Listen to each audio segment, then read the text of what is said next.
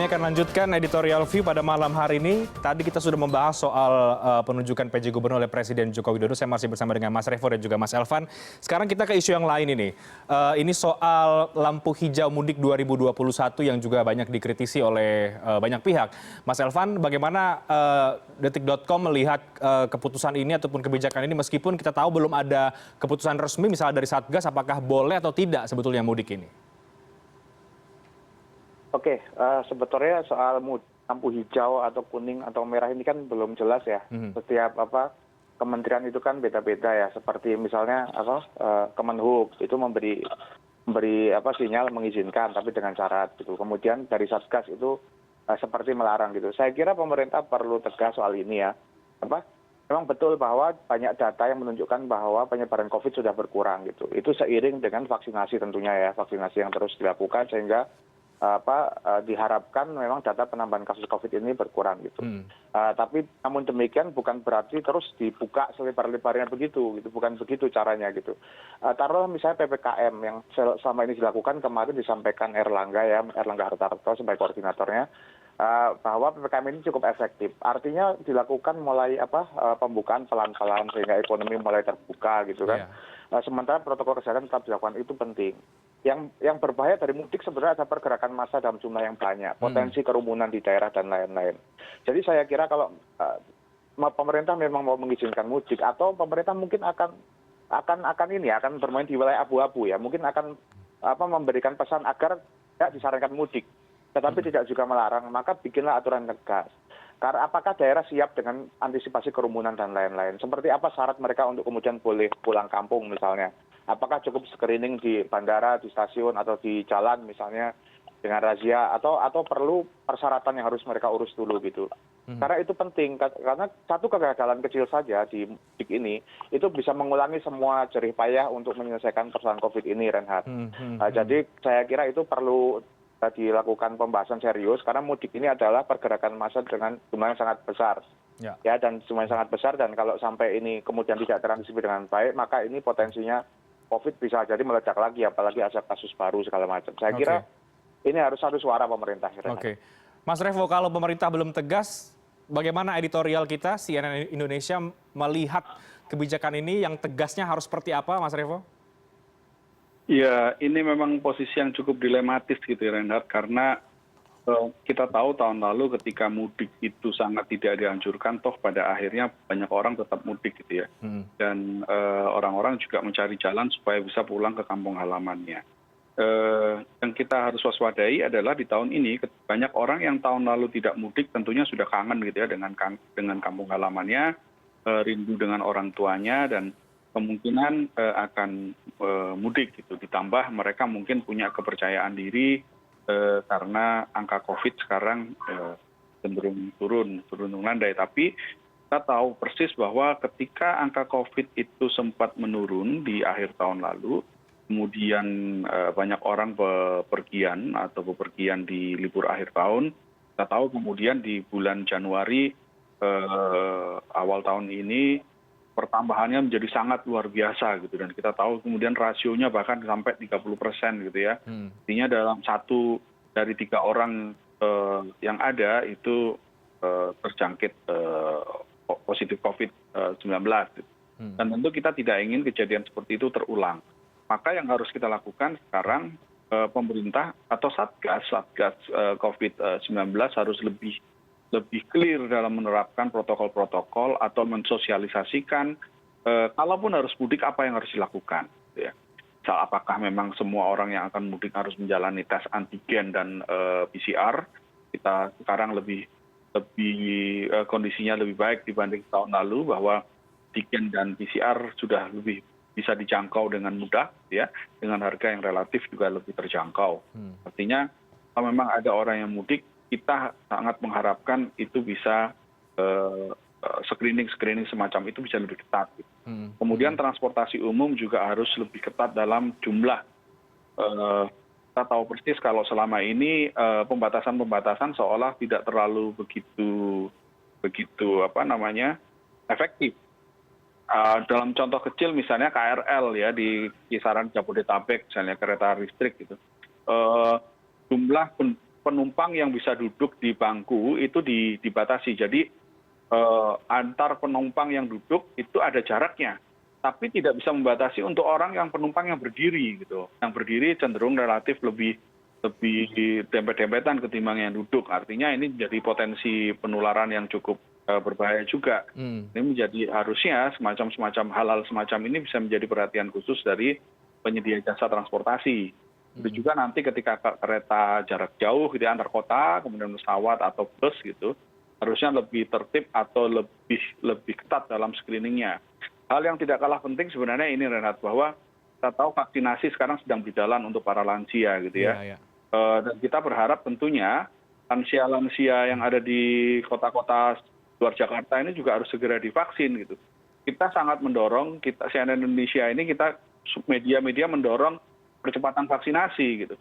Kita tahu sekarang vaksinasi itu bergerak cenderung lambat dan tidak seperti yang kita harapkan gitu. Dengan target-target yang ada. Mungkin kita harus mengevaluasi jumlah vaksinator, apakah perlu ditambah sehingga proses vaksinasinya juga lebih cepat berlangsung. Kemudian juga harus terus dikampanyekan kesadaran-kesadaran bagi orang-orang yang yang perantau ya, termasuk misalnya saya gitu ya. Saya ini kan termasuk salah satu yang perantau ke Jakarta. Kalau misalkan mau pulang ke kampung halaman ya ingat-ingatlah bapak ibu kita yang ada di kampung halaman atau kerabat-kerabat kita yang ada di kampung halaman itu apakah bukan termasuk kelompok yang beresiko. Jadi kalau misalkan kita pulang untuk bermudik untuk bersilaturahmi, bukan cuma kita yang harus dipikirkan, tapi juga orang-orang yang harus kita kunjungi. Kesadaran-kesadaran seperti itu yang harus kita tingkatkan sehingga ini secara holistik ya bisa mengurangi potensi-potensi yang ada. Memang lebih baik kalau misalkan mudik itu dilarang, udah. Kalau misalkan kita kondisi masih seperti sekarang, mudik dilarang aja. Tapi kalau berkaca pada tahun lalu bahwa melarang mudik pun tidak terlalu banyak efektif, orang tetap pada mudik, maka harus ada antisipasi lain yang harus dipikirkan. Oke. Baik, Mas Revo, dari ini kan kita lihat, kalau tadi Mas Elvan menyebut apa kemudian jangan-jangan pemerintah bisa jadi kemudian bermain di ranah abu-abu begitu. Kita lihat Menhub dengan tupoksinya mengatakan bahwa tidak bisa melarang mudik, jadi diperbolehkan. Tapi kemudian Satgas yang punya otoritas katanya untuk bisa melarang atau tidak, ini belum punya jawaban. Jadi belum tahu juga ini kemudian apakah lampunya merah, hijau ataupun kuning. Dari ketidaksinkronan ini apa yang kita baca, Mas Revo? Apa yang harus diperbaiki oleh pemerintah? Ya kalau misalkan kita melihat kita berkaca pada negara tetangga aja gitu ya, negara seperti Singapura bahkan jangankan untuk mudik gitu. Singapura itu sendiri sudah memberikan aturan-aturan protokol-protokol terkait dengan pelaksanaan bulan suci Ramadan. Bagaimana ketika misalnya tadarus bersama di masjid, apa yang harus dilakukan. Kemudian apakah ada, kalau orang-orang mau itikaf seperti apa gitu. Bagaimana pembatasan itikafnya, jangan sampai kegiatan-kegiatan ibadah di bulan Ramadan itu menjadi hal yang mencelakakan gitu kan. Artinya dalam artian mencelakakan ini bukan dalam maksud ini ya, tapi menjadi sarana untuk penyebaran COVID-19. Bagaimana nanti ketika tarawih gitu misalkan, bagaimana protokolnya, bagaimana petunjuk-petunjuk pelaksanaannya, juknis ya, petunjuk teknis pelaksanaannya. Untuk urusan itu saja kita kan belum punya gitu ya, sementara Singapura sudah memikirkan. Jadi artinya memang ini kita mengingatkan kepada otoritas untuk segera menerapkan protokol-protokol. Karena seperti yang tadi disampaikan gitu oleh Kemenhub bahwa mereka tidak bisa melarang juga gitu. Karena toh pada akhirnya kalaupun dilarang, disekat-sekat di mana-mana, orang tetap kok pada waktu kita lihat pengalaman tahun lalu ya. Pengalaman tahun lalu gitu kita banyak orang yang memanfaatkan kelengahan-kelengahan. Misalnya berangkatnya malam hari, tengah malam ketika screening sudah mulai mengendor gitu ya. Banyak cara yang dilakukan. Nah ini dibanding orang-orang kemudian tetap aja bolong dengan pelarangan-pelarangan, toh pintunya banyak betul kalau mau keluar kota antar provinsi itu, maka sebaiknya himbauan-himbauan dan protokol-protokol untuk pulang kampung itu kita tetapkan dengan baik. Warga itu tahulah, termasuk juga informasi-informasi jika ada kebutuhan isolasi di kota A misalnya itu harus kemana, rumah sakit rujukan di mana. Ini harus harus segera disosialisasikan dari sekarang. Gitu. Baik, Mas Elvan, ada tambahan. Kalau kita bicara juga misalnya soal vaksinasi ya, yang tadi juga Mas Revo sempat sampaikan. Jangan-jangan karena kemudian sedang gencar vaksinasi, berharap bahwa vaksinasi adalah sebuah jawaban, jadi mudik bisa jadi kemudian diperbolehkan. Bagaimana kita mengkritisi atau melihat dari kebijakan ini atau yang nantinya akan diambil oleh pemerintah? Jangan lupa ya, vaksinasi ini masih jauh ya, masih banyak sekali yang belum tersalurkan. Bahwa kemudian vaksinasi perkembangannya baik, Menteri Kesehatan menyampaikan bahwa kita yang tercepat di Asia Tenggara dan lain sebagainya. Tapi fakta lapangannya adalah vaksinasi ini masih terus berjalan. Dan kemarin vaksin yang terakhir juga kan baru saja keluar fatwanya segala macam, bahwa diperbolehkan dalam kondisi darurat dan itu baru mulai disalurkan. Jadi artinya vaksinasi ini belum selesai. Ya, vaksinasi belum selesai dan pandemi juga belum selesai. Ingat ya, pandemi belum selesai. Jadi jangan sampai kemudian karena nilai setitik rusak susu sebelanga. Itu catatan penting untuk pemerintah. Jadi agar betul-betul jadi perhatian yang harus mudik kali ini. Dan ingat ya, meskipun SKB 3 Menteri sudah mencabut 3 cuti bersama ya, tanggal 12, 18, dan 19 ya. Tapi namanya orang mudik itu pasti mereka akan dengan segala cara ya. Ada yang mengajukan cuti gitu, dan lain-lain. Jadi mungkin SKB 3 Menteri bisa mengurangi pemudik mungkin dari 100% menjadi 75%. Itu prediksi para pengamat komunikasi publik, pengamat pengamat sosial gitu.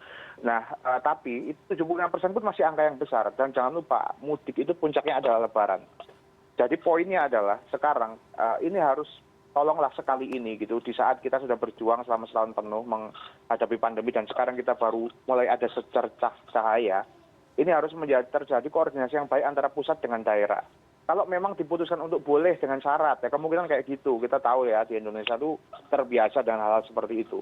Karena kalau dilarang pun tetap colong-colongan juga gitu. Mereka misalnya dengan syarat, bukan pusat melepas begitu saja, karena daerah menjadi sangat berat bebannya. Gitu, karena yang menjadi catatan adalah penyebaran COVID saat itu berkurang dan di daerah itu menyebar luas. Apalagi kalau nanti mudik daerah tidak kuat menahan, tidak kuat protokolnya, akhirnya jebol lagi. Nah kalau gini repot lagi pemerintah, kita akhirnya terjerumus dalam pandemi yang makin jauh. Namun karena keputusan kita tahu ya, kebijakan pemerintah kita adalah keseimbangan antara kesehatan dengan ekonomi. Saya kira mungkin mudik tidak akan sepenuhnya dilarang, kemungkinan besar seperti itu. Jadi sekarang waktunya gitu, kementerian, lembaga dengan daerah itu berkoordinasi ekstra ketat. Ya, jangan lupa di sini ada Menteri Agama juga yang harus ikut serta. Karena di situ di sisa-sisa mudik itu ada sisa Ramadan. Ramadan juga itu bulan yang benar-benar penuh dengan sholat tarawih segala macam di daerah itu sudah pasti itu akan jalan. Itu betul sekali tadi usul Mas Revo agar itu jadi catatan penting, dan Lebaran nanti akan menjadi kuncinya. Apakah protokol kesehatan itu bisa berjalan di saat silaturahim itu massal gitu loh. Itu tentu kita tidak bisa membatasi kalau sudah Lebaran. Makanya itu harus ada koordinasi yang baik antara pusat dan daerah. Bahwa jangan sampai nanti kemudian meledak, kemudian malah saling menyalahkan. Baik, jadi kita dorong pemerintah untuk tegas, untuk memberikan, untuk juga berkoordinasi berkaitan dengan ini, dan berhati-hati mengambil keputusan apapun, karena ini jangan sampai tadi bahasanya Mas Elvan, karena nilai setitik rusak susu sebelanga dalam hal penanganan pandemi COVID-19 di Indonesia. Ada isu lain, Mas Revo dan juga Mas Elvan, yang ini rasa-rasanya menyentuh nasionalisme kita ketika tim bulu tangkis kita di Inggris di ajang All England terpaksa atau dipaksa harus keluar dari ajang tersebut berkaitan dengan pandemi COVID-19. Bagaimana kita melihat hal tersebut, terutama dari kacamata media, melihat kemudian sikap pemerintah, sikap PBSI merespon apa yang terjadi di Inggris terhadap timnas bulu tangkis kita. Kita akan bahas usai jeda, kami akan segera kembali sesaat lagi.